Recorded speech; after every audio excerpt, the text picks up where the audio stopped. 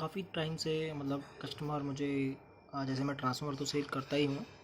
But कुछ customer जो होते हैं जो एसएमपीएस लेना चाहते हैं कि उनका मेन मोटिव जो होता है वो ये होता है कि वो हल्के से हल्का अपना जो एम्पलीफायर है वो कम लाइट वेट में बनाने का मतलब कहीं इधर उधर लेके भी जाना पड़े तो वो इजीली उसको कैरी कर सके। तो काफ़ी लोग एसएमपीएस मांगते थे बट मैं एसएमपीएस सेल करता था पहले, बट उसमें काफ़ी कमियां होती थी तो कस्टमर कंप्लेन करता था कि सर इसमें ये कमी है, इसमें ये कमी आ गई। तो मैं क्या करता था, पहले मैं थर्ड पार्टी से लेके सेल करता था। बट अब जैसे मैंने कस्टमर को सेल किया 15 दिन बाद या 20 दिन बाद उनका जब ख़राब हो जाता है तो वो मुझे बोलते हैं कि सर आपसे एसएमपीएस लिया था वो ख़राब हो गया। तो मैं उनसे बोलता था कि ठीक है सर, आप मेरे एड्रेस पे भेज दीजिएगा, मैं जो भी होगा उसमें मैं देख लूँगा। तो जब मैं आता था तो देखता था उसके मोस्फेट जल जाते थे, सब कुछ मतलब वही है। तो मैं जिससे भी थर्ड पार्टी से लेता था तो मैं उनको बोलता था कि सर आपको से एसएमपीएस मैंने लिया था, वो एसएमपीएस जल गया। तो उनका एक सीधा साधा जवाब होता था कि सर इसमें हम कुछ नहीं कर सकते। तो ऐसे अब जो कस्टमर जिसको मैंने दिया है वो कस्टमर तो सिंपल सी बात है, उसका पैसा तो गया, लिया है मैंने तो उनको भी अच्छी चीज़ देनी पड़ती है। तो मैंने थर्ड पार्टी से लेना फिर बंद कर दिया। बीच में काफ़ी लोगों ने बोला सर एसएमपीएस करवा दीजिए, अरेंज करा दीजिएगा। तो मैं उनको एक ही बात बोलता था कि सर मैं अरेंज तो करा दूंगा बट गारंटी वारंटी कुछ नहीं रहेगी। तो फिर कस्टमर लेता ही नहीं था पहली बात तो, कि यार जो बंदा 3,000 4,000 रुपये पे करेगा, अगर उसके माल की कोई गारंटी ही नहीं है, मतलब वो चले तो चल भी जाए और ना चले तो मतलब आपने लगाया और धुआं फेंक गया या चला ही नहीं, तो वो तो वेस्ट ही होता है। तो मैंने भी थर्ड पार्टी से लेना मना कर दिया, क्योंकि यार जब बंदा जिससे भी मैं पैसे लेके अरेंज कराऊंगा तो फ़ायदा ही नहीं है। तो ये अब मैंने उसका पूरा प्रॉपर अब दोबारा मैंने डिज़ाइन किया है, उसमें काफ़ी सारी चेंजेस थी। मैंने उसमें चेंजेस किया, जो इस एरिया में आप जो देख रहे हो ना, ये इसका ना सिग्नल क्रिएट है, ये जो गेट को ड्राइव करता है ये वाला, इसमें ही प्रॉब्लम्स क्रिएट होती थी। उसमें उसका रीज़न जलने का कारण क्या था कि इसमें मतलब नॉर्मल अगर टू मोस्फेट लगा के भी इसको ड्राइव कर सकते हैं, बट इसमें 4 लगे हुए हैं। तो जो बाकी के जो उसमें जो थर्ड पार्टी बेचते थे वो सिर्फ 2 ही मोस्फेट लगाते थे, 2 नहीं लगाते थे। ठीक है, अब इसमें मैंने चार जो अपने जो मोस्फेट है वो चारों लगेंगे। और जो इसकी जो गेटिंग की स्विच है यहाँ पे उसमें जिनर डायोड कनेक्ट नहीं थे, तो मैंने इसमें जिनर डायोड भी कनेक्ट करूँगा। और आपको जो स्विचिंग स्पीड है वो भी काफ़ी बेटर मिलेगी पहले वाले से। तो जो पहले जो आपका मोस्फेट जल जाता था, शॉर्ट हो जाता था, और मोस्फेट शॉर्ट होते ही आपका ये वाला भी ख़राब हो जाता था। ठीक है, तो उसी को मैंने इम्प्रूवमेंट किया इसमें। इसका जो ये गेट की जो पिन है, इसमें अगर ये ऑन होता है तो ये ऑफ़ हो जाता है तुरंत, और ये ऑन होता है तो ये ऑफ़ हो जाता है। तो जो इसमें ऑन ऑफ की स्विचिंग स्पीड है वो एक्यूरेट किया कि अगर एक मोस्फेट ऑन है तो उस टाइम पे दूसरा मोस्फेट ऑन नहीं होगा, या वो तुरंत ऑफ हो जाएगा। तो उसमें कि जो डेड टाइम था वो सही नहीं था, तो जिस वजह से वो मोस्फेट एक टाइम पे दोनों मोस्फेट ऑन हो जाते थे और आपका जो एसएमपीएस था वो डेड हो जाता था।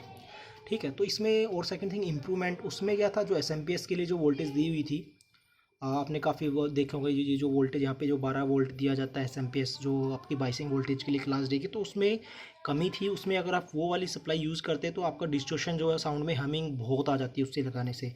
तो उसके लिए फिर आपको अलग से एक एसएमपीएस लेना पड़ता है 12 वोल्ट का, जिससे आपको कोई नॉइज़ वगैरह नहीं। तो उसको भी हमने इम्प्रूवमेंट कर दिया, वो हमिंग के लिए जो था वो भी कर दिया। और इसमें मैंने आपको और क्या क्या मैं इसमें ऐड किया है, जो मैंने इसमें ऐड किया है, एक जो यहाँ पे आप रिले देखते थे वो यहाँ पे रिले लगी रहती थी 10 एम्पियर की, जो कि बहुत ही मतलब अगर आप क्लास डी के हैवी बोर्ड यूज़ करते तो वो एसएमपीएस वो रिले कामयाब नहीं होती। इसमें एक रिले यहाँ पे लगी रहती है इसकी, जो कि जो 24 वोल्ट की होती है। ये रिले तो सिर्फ क्या होता है, जो आपका ओवर करंट होता है उसको कंट्रोल करने के लिए लगाते हैं। ये 5 एम्पियर की भी होगी तो भी आपका काम चल जाएगा, इवन 1 एम्पियर की भी होगी तो भी ये चलेगी। बट ये वाली रिले आपका मेन करंट पास होता है यहाँ से, तो ये नहीं चलने वाली थी। और क्या था, जो हैवी मतलब जो क्लास डी के 4K 5 बोर्ड रन कराते थे उसमें यहाँ पे सिर्फ एक ही डायोड लगा रहता था, जो कि अगर इनमें से मोस्फेट पे जब लोड पड़ता था तो सारा लोड इस पे आता था। क्योंकि तो इस पे मैंने 2 कर दिए, तो जिससे आपका जो एम्पियर है वो भी प्रॉपर मिलेगा और एम्पियर भी ड्रॉप नहीं होगा।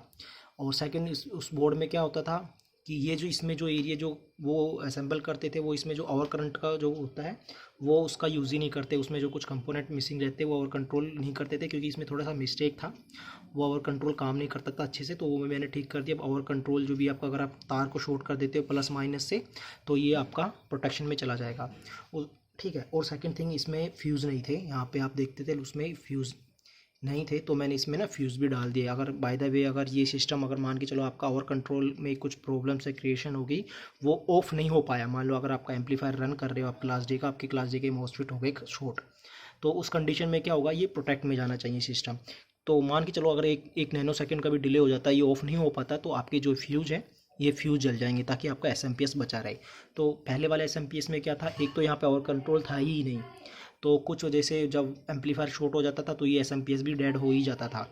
99% चांस होते हैं कि ये भी ख़राब हो जाता। तो इसमें मैंने फ्यूज़ डाल दिए, इसी में डाल दिए। अब कुछ बंदे जो होते हैं कि सर हम तो अलग से भी लगा सकते, अलग से लगा सकते तो बट एक ही चीज़ में अगर आपको पूरा एक आपने पे किया और सब कुछ उसी में आपको मिल गया। इसमें अभी मैं आपको बता देता हूँ, इसमें आपको 80/080 या 90/090 जो मेन सप्लाई है वो आप जो भी बोलोगे वो बन जाएगी।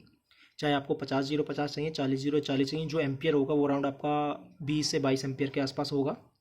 क्योंकि पहले इसका जो एम्पियर था वो 16 एम्पियर था, स्विचिंग स्पीड इसकी कम थी तो 16 एम्पियर तक ही ये जा पाता था। 16 एम्पियर इसका मैक्स होता था, 16 एम्पियर के बाद ये नहीं जाता था, ओवर हीटिंग होने लगता था। 16 मान के चलो 17-18 मैक्सिमम। अब ये 22-23 तक चला जाता है विदाउट एनी हीटिंग इशू। उससे ज़्यादा भी जा सकता है, वो डिपेंड करता है आप मोस्फेट इसमें कौन सा यूज़ करते हो, डायोड कौन सा यूज़ करते हो, कितना अल्ट्रा फास्ट आप डायोड यूज़ कर रहे हो उस पर। इसमें आपको मैंने वोल्टेज क्या क्या डाला, एक तो मेन सप्लाई हो गई, वो तो आपकी कोई भी एम्पलीफायर में जैसे 80 बोलो 50 बोलो।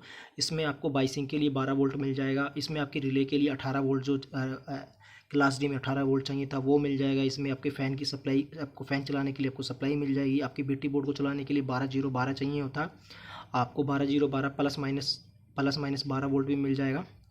आप फिर एम्पलीफायर को चलाने के लिए। और फिर आती है ब्लूटूथ की बात, ब्लूटूथ के लिए चलाने के लिए आपको 5 वोल्ट चाहिए होता है, तो वो 5 वोल्ट भी इसमें इनबिल्ट है। मतलब सारी सप्लाई ओवरऑल देखे जाए तो आपको अलग से कोई सप्लाई यूज़ नहीं करनी, ना ही फ़ैन के लिए यूज़ करना है, ना ही बीटी बोर्ड के लिए यूज़ करना है।